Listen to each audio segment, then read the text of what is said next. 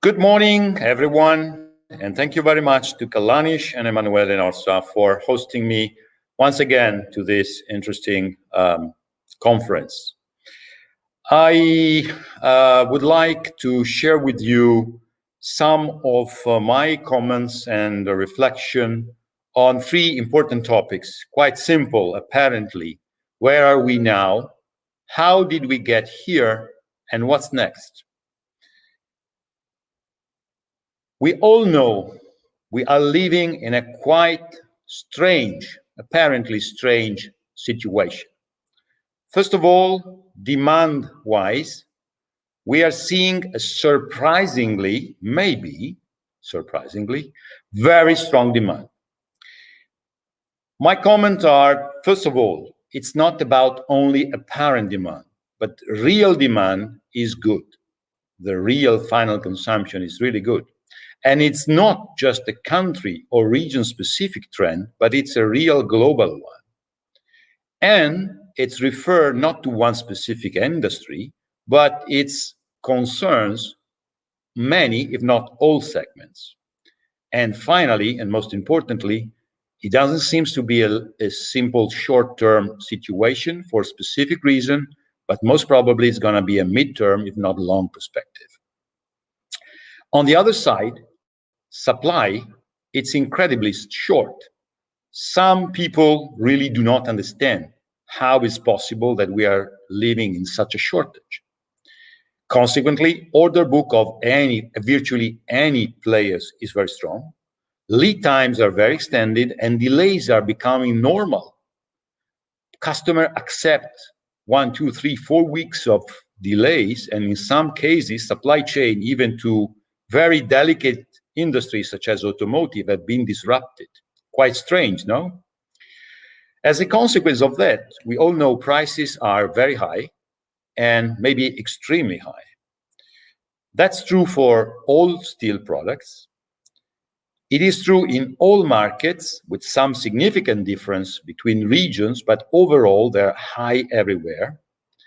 And we should also notice that many other different product categories in the commodities type, not related to steel, I'm thinking non-ferrous metals, zinc, copper, nickel, but also oil, chemical, semiconductor, and even commodity associated with agriculture are experiencing similar trend. As a consequence of all that, our industry is finally back to a very good profitability, extremely good for certain of us.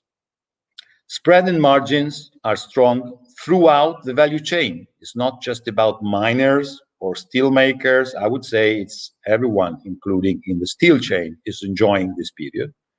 And as a consequence of that, the contract and the end user who has more stable are quite below the spot price for distributor. So it's quite a unique situation. If this is not totally new, it is also true that this was not happening since 2008. It is extremely intense. It has been very quick, up to 50 euro price increase announcement every week for 6 or 7 different consequent weeks. And it's definitely much beyond the previous expectation, especially after COVID. Many of us were doubting whether this was going to happen, and even the most optimistic estimate, it was not going to be as it is.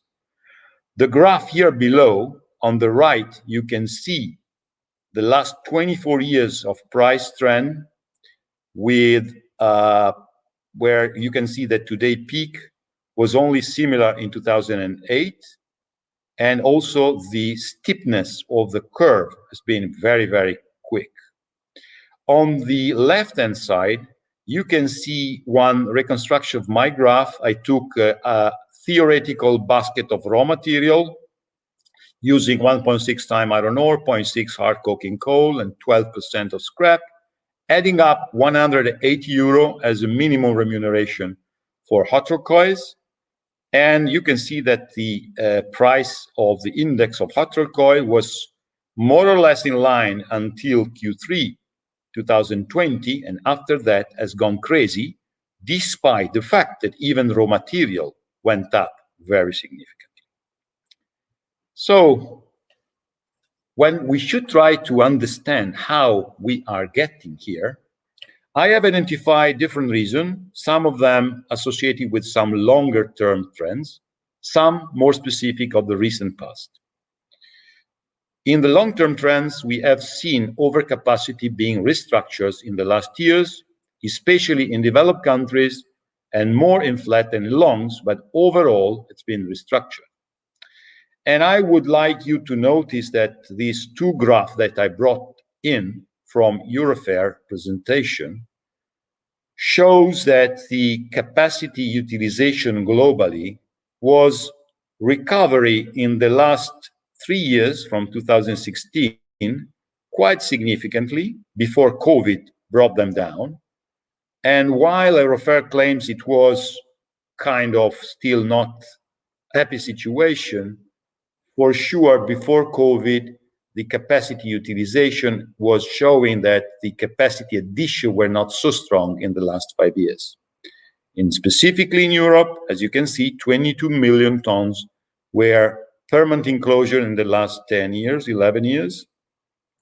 And even recently, some of them were shut down. This is associated with a growing global protectionism, showing that lobbies in the steel industry have been playing well.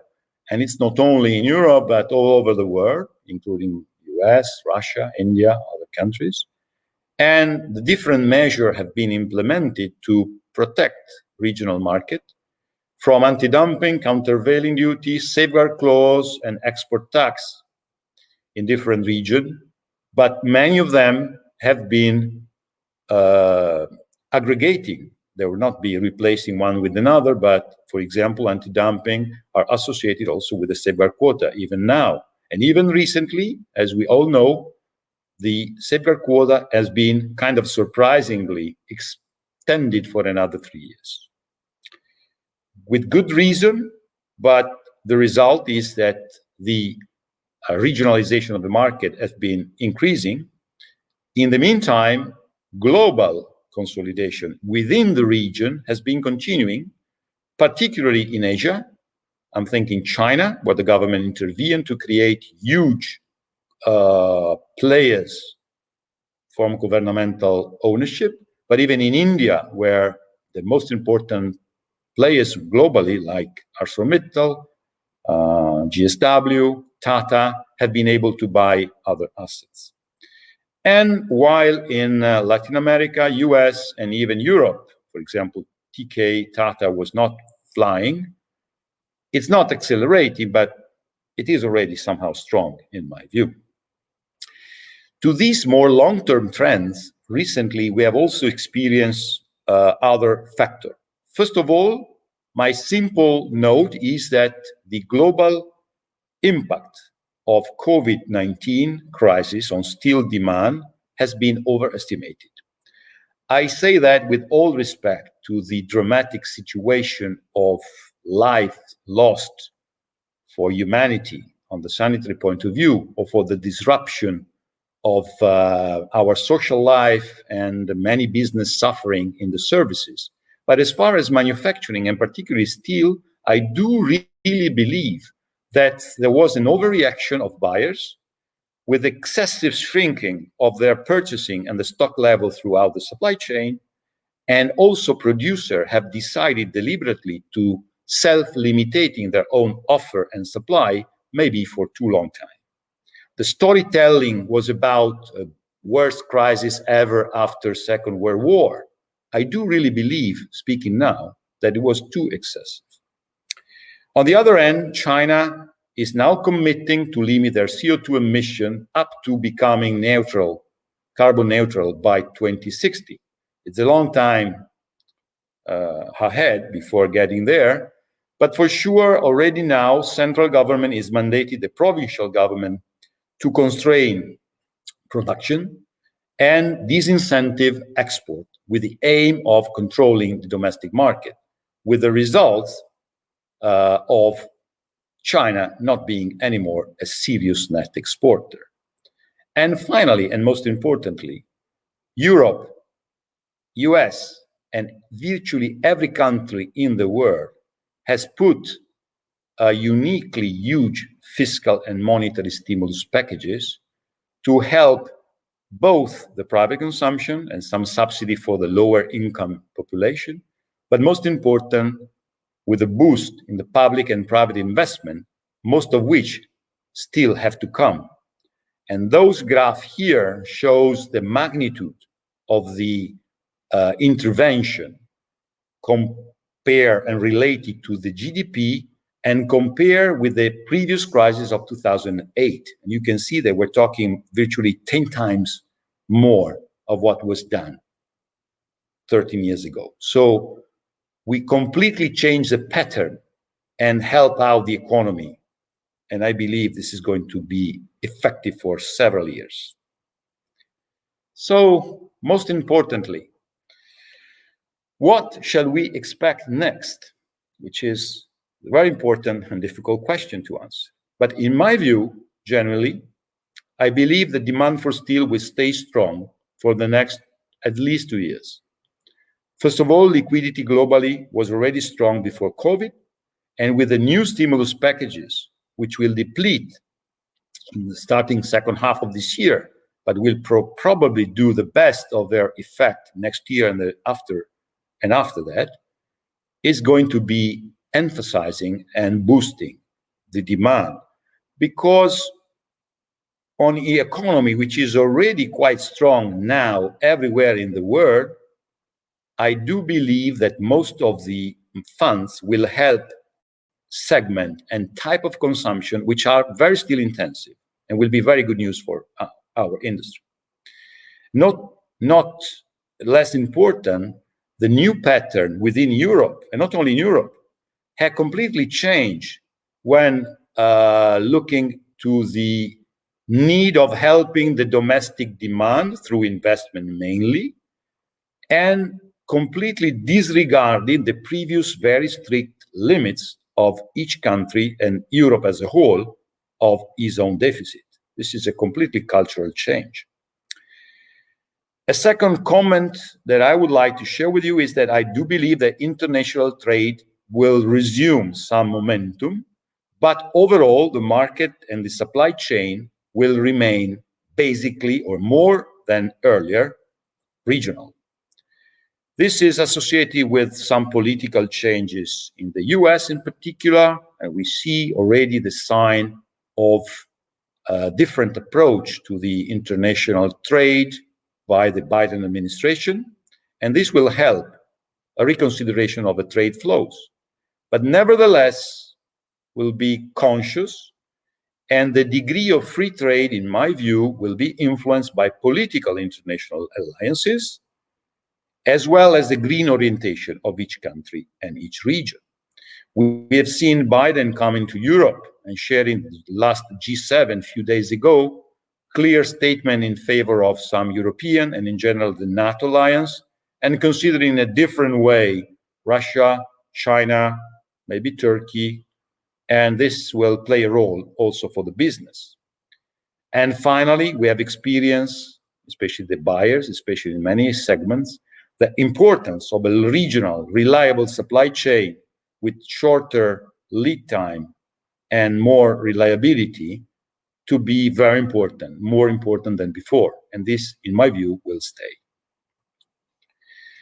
Also, interestingly, we have seen governments increasing their direct or indirect role in the economy, in particular in the so-called strategic industry, which do not only consider the defense, the aircraft, or the high-tech, or the cybersecurity, but also steel and some basic industry. And in different ways, it is happening now in many areas of the world. As we speak, in Europe, more softly, governments are looking and following closing certain asset future and destiny. I'm referring in Italy to the Acciaierie d'Italia, now called the previous Ilva, or Piombino, or also some of the Liberty assets, which are of some concern in France and UK, etc. But more directly, Chinese government is mandating export control, is ordering not to export too much, and possibly applying export tax in the near term. But also in Russia, in Korea, in India, the government is calling up the producer and say, or in Vietnam, you should not export too much. You should protect your market first. And we don't want the price of the international price of the free market to influence too much and inflationary eating the domestic market. This is a clear intervention of the state in a direct ways. Also, I believe that the COVID experience and some sovereignist political forces are culturally legitimating a stronger presence of the government. And my personal view is that the government intervention may be supportive and useful in the short term to take care of some specific issues, but it may create distortion in the midterm. And finally, I'm a strong believer in the free market and individual and private entrepreneurship. Another important item, and my predecessor had just talked widely about that, and I'm sure there will be chances to go more in details on the green transition.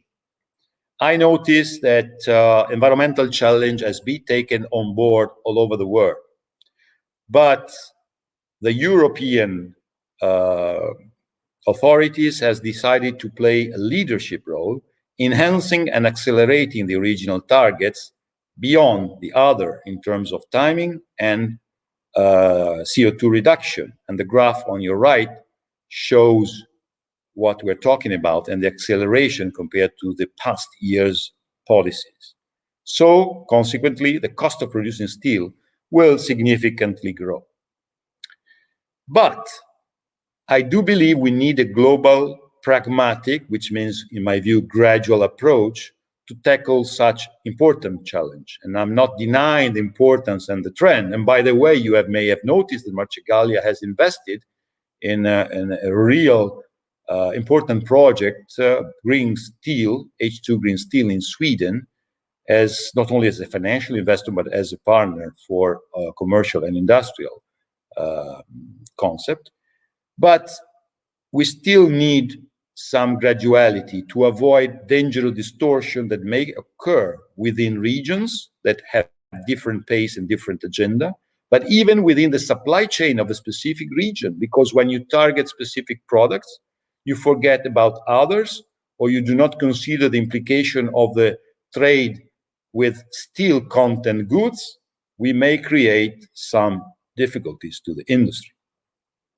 Also, proper technologies to implement such transition are not fully available. Even if huge funds have been made and will be provided in the future to support this effort, it may take some time. Finally, I do believe that the border tax mechanism, carbon border tax mechanism, may be very complex to be implemented and potentially may be dangerous because they will have to target by nature certain specific segments or products and not all overall. So finally, it's clear that the whole steel processing route, including raw material flows, will be significantly impacted, and in any technological jump associated with an industry, there are threats and opportunities.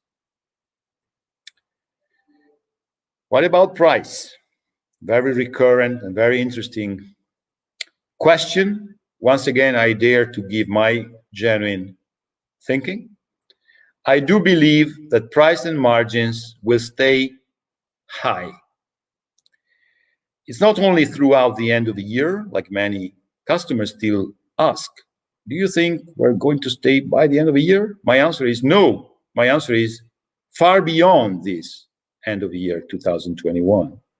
Because again, the demand-supply equilibrium will stay. There is no significant capacity addition envisaged. China will continue to drive production cut and export constraint.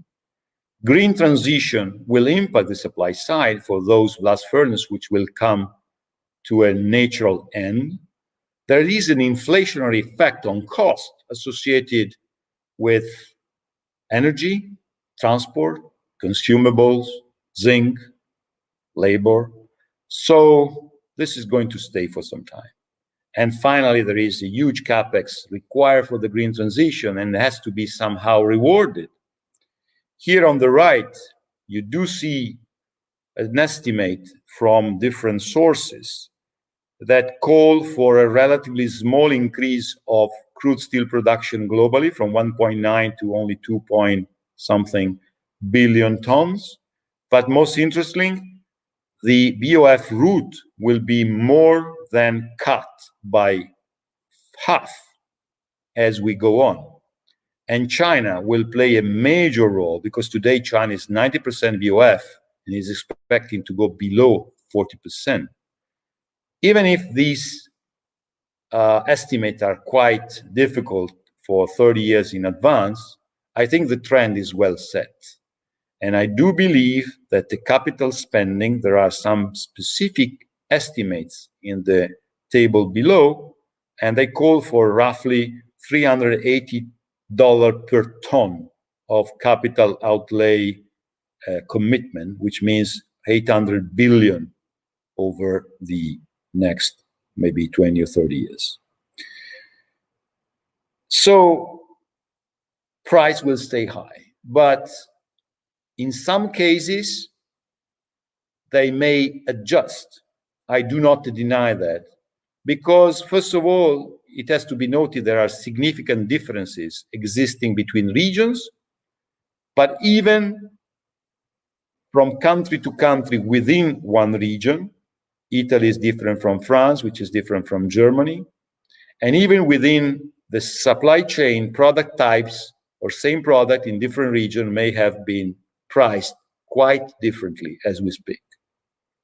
So I do believe that some price correction from the very speculative level, super top level, are possible also in the short term. But overall, price will stay high. And finally, the continuing protectionism and the state intervention may also create some disruption, and this may also call for some specific support of the price level overall. Trying to conclude, and hoping not to be annoying you, but I think that in summary, COVID impact in the global industry has not been as bad as forecasted, especially if we read it through a more long-term perspective. Second, after several long years of low conjuncture, there is a positive cycle for steel, which was already initiated in 2019, and 2020, before COVID, was showing that quite clearly. So we could consider the COVID-19 as a parenthesis over an already positive and high liquidity cycle, where the huge fiscal and monetary stimulus package will now push real and apparent consumption strongly for at least 2 to 3 years. I do believe that the recent trend of the global steel industry, like overcapacity control, protectionism, and regionalization of the market and the supply chain, have already supported the balance between demand and supply.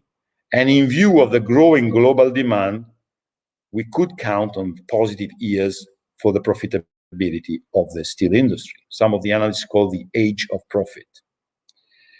On the other side, green transition and some role of a government within the regional market will create a potential important change. And at the same time, like any change, these are challenges and opportunities at the same time. But the new thing is that this could be true for not only the existing player, but possibly even new one. We hope, as Marcegaglia, to be part of them. Thank you very much for your attention.